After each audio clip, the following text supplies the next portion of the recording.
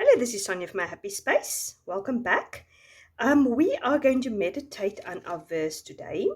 And our verse we are memorizing today, or this week rather, is Lamentations 3, verse 22 to 23. And I must tell you, I had a wonderful time doing it. I had a very nice time sorting out the Strong's word because it just was struggling to match them. But I had a wonderful time reading the passage, and I also listened to a beautiful sermon of David Guzik, which is a wonderful Bible teacher. I will leave the link of the teaching here below, so if you want to go and listen to it, and I really learned quite a lot. So first of all, I always say read the verse in context. So basically, I went to Lamentations and I read it, and first of all, I went to the beginning of Lamentations to get a little bit of a background. And it says, Lamentations is a book of wailing that were read annually to the Jews as a reminder of the fall of Jerusalem and destruction of the temple. They serve as a reminder of an avoidable tragedy caused by sin and of God who judges but keeps his covenant forever. And then it is sort of expression. It was written between the destruction of Jerusalem and the return of the remnant after 70 years. Just want to mention in my previous video when I did a printable about Allah, I did a entry in Ezra, and I was saying it is when the Israelites came back from Babylon and they were in exile, and I said 400 years, but it was 70 years. I was confused obviously with their time in Egypt, so I just want to rectify that. So they were for 70 years in captivity, and although Judah's plight is desperate, it's not hopeless when the people remember the steadfast love of the Lord never ceases, his mercy never comes to an end. They are new every morning. Great is your faithfulness. So this is our verse. So this to me is the crux of it. The whole lamentation is talking about the hopelessness, their sin, their exile in Babylon. And then chapter 3, which is very interesting. When it starts very vague. So I sort of picked it up, but I couldn't put in words. And then when I listened to the sermon of David Guzik, he explained it so well. He said, Jeremiah, or it's written by Jeremiah. Jeremiah starts very vague. He is in deep distress. He's telling God about, it's just, there's no hope almost for him. And he's very vague. He's just talking about God as he. He has made my flesh and my skin waste away. He has made me dwell in darkness, like the dead of long ago. So he's talking about God in the third person, a vague person. And then, as we come to verse 18, the first time he is mentioning the name of God. And the name of God there is Lord, and that is the same word we looked at previously, which is the covenant God, and the self-existing God, self-existing God. So for the first time he's using the name of the Lord, and in the same sentence it says hope. So I say, my endurance has perished. So was my hope from the Lord. Remember my affliction and my wanderings, the wormwood and the gale.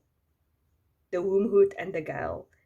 My soul continuously remember it, and is bowed down within me.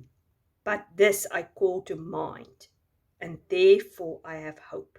So what he's going to call to mind now, and this is why he has hope.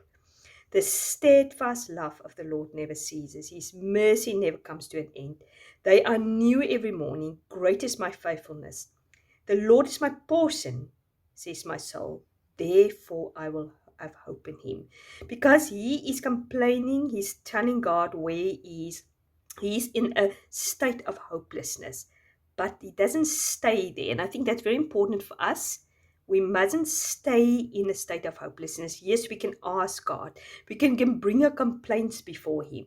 But we must never camp there and stay there. We always need to come to the conclusion, but I recall, but my hope is in the Lord. Because of this reason, the Lord is good to those who wait for him, to the soul who seeks him. So wait unto the Lord and seek him. He is good for us. This is good that one should wait quietly for the salvation of the Lord. And then And verse 31, it says, "For the Lord will not cast off forever." And it shows also his steadfast love never ceases and never comes to an end. There's a time period. But through he caused grief, he will have compassion. Although this grief of the sin of Israel has been caused upon them, they made it happen. Sometimes things happen in our life we don't have any control over. It's not our fault, so to speak, but he has compassion for us according to the abundance of his steadfast love. And that's the same, the steadfast love here. For he does not afflict from his heart or grieve his children of men. So his affliction, whatever it is, if it's self-made, or it's just living in a sinful world, or it is a path that God wants to walk with you, it is never come from, it's never out of spitefulness, out of sort of resentment. It's out of goodness. What the enemy meant for evil can't turn into good. All things will work together for the good of those who love him and have been called according to his purposes. And the plans I have for you is good plans, give you hope and a future. So all these things we need to remember when we go through hard times, i.e. self-inflicted or just being part of a sinful world. Ultimately, God has a good goal for us. He's loving, and we can come to that reassurance that his mercies are new every morning. So this is what I got out of it. It was so good. It was just such a reminder. So basically what I've done is I've just went again to my tab and Bible Hub, and I got the parallel. First of all, I brought the Lamentations up there at the top.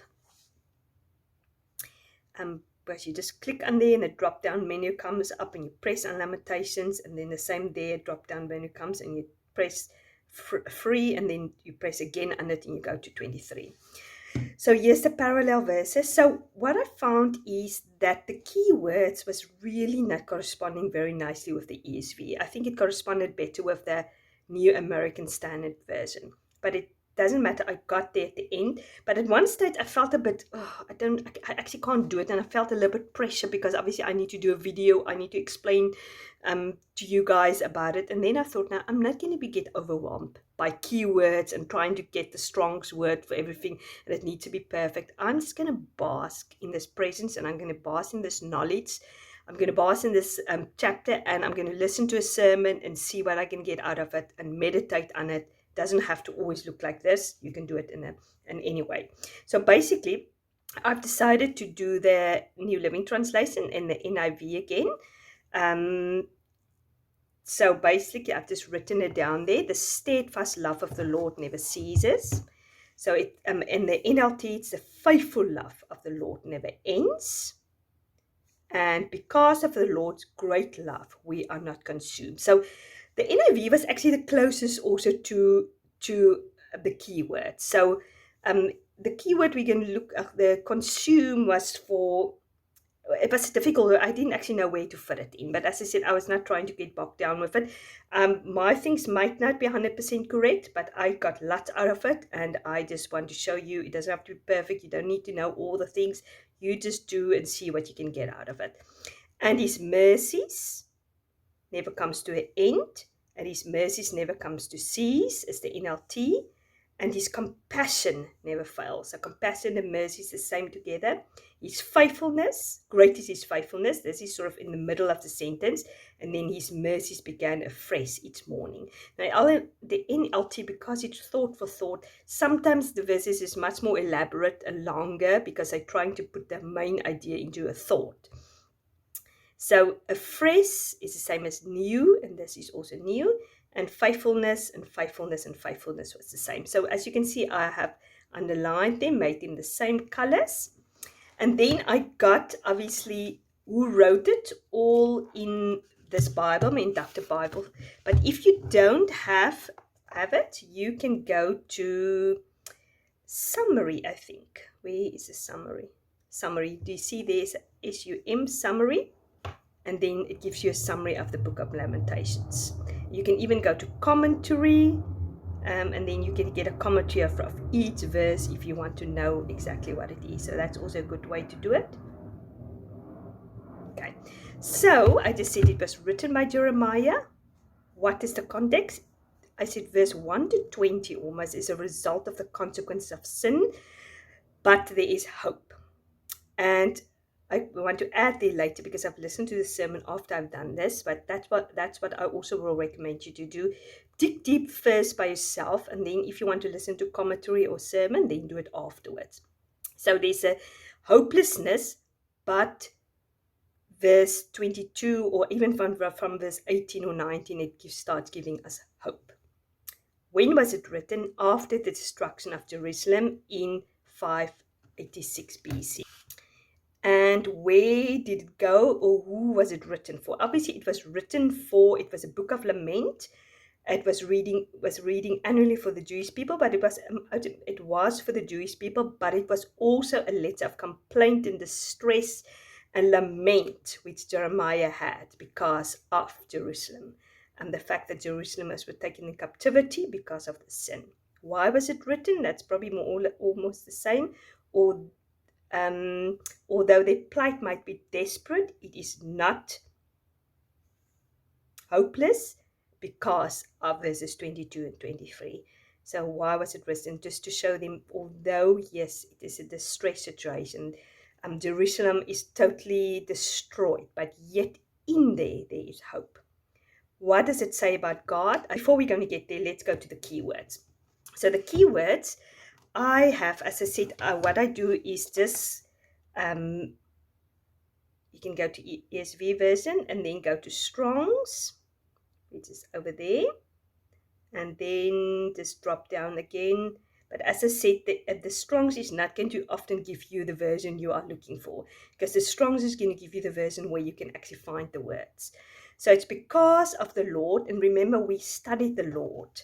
It was the same Strong's number, which we've done last week, which is 3868, which is Jehovah, the existing one, the proper name of God.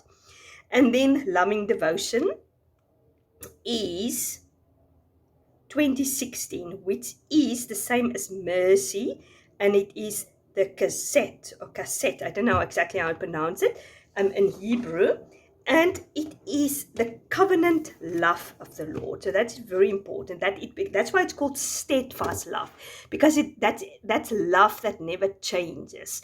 It's the love that is not temperamental. It is a long devotion, kindness, goodness, favor. It's merciful, it's steadfast, it's a covenant love, and it's secure. So it's not a conditional love, it's the steadfast covenant love of the Lord. And then I went to never ceases, which is also the same as fail, which is the never is 3808, which is not or absolute. It doesn't run out, never or not or absolute. Fail is 3615, meaning ceased or consumed, which is the same as that one, to be finished. So the love of God can never be consumed, it can never be finished, it can never run out, it can never be spent, it can never be exhausted, vanish, or cut off. So that is the same for that. So that's wonderful to know that it never ends, it's never consumed, it's never can be cut out or be finished. So that's a beautiful reminder of that. Then I went to mercies. I think mercy is the same as the steadfast love, but it could also be sometimes some place it was faithfulness also. So to me, it's intertwined. That is where I started getting a little bit confused, and I thought, oh, what's going on? And then I thought, I'm not going to worry about it. I'm just going to look it up separately in this context of this verse and look at it. So this verse is the same. Mercies is the same as your steadfast love will never end. So this is almost repeating each other. So new is Hadassin, which is 2319. It's fresh, new, something new. So it's new every morning. It's not an old mercy that we have to get from yesterday. We can come to God new. And I was reminded of Hebrews 4 verse 16 that says, come boldly to the throne room of God, because he's got sympathy for us. We've got a high priest who's got sympathy for us, and he will help us in our time of need, which is to me very much the same as this. His mercies and faithfulness are new every morning. So that's a reminder of that.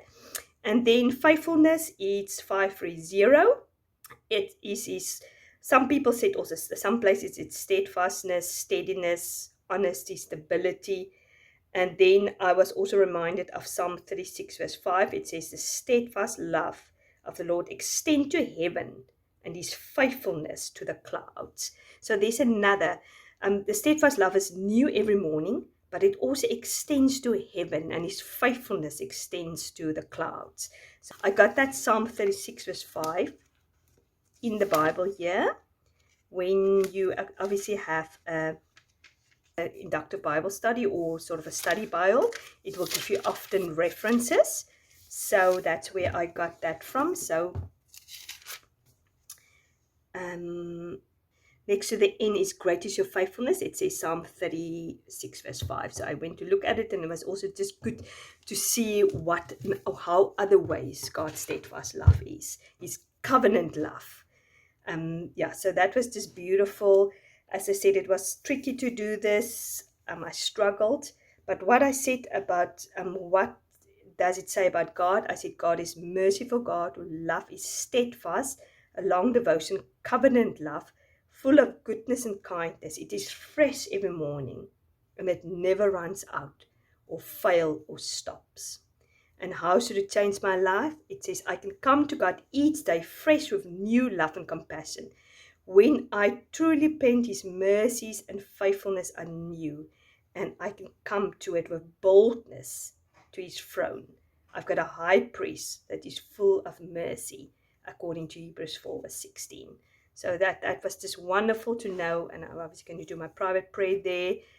So yeah, I hope you are encouraged. As I said, don't feel overwhelmed if you can't get it sorted, if you can't figure out the Strong's word. Just do what you can do. Read. The most important thing is to read the passage, the whole passage in the book.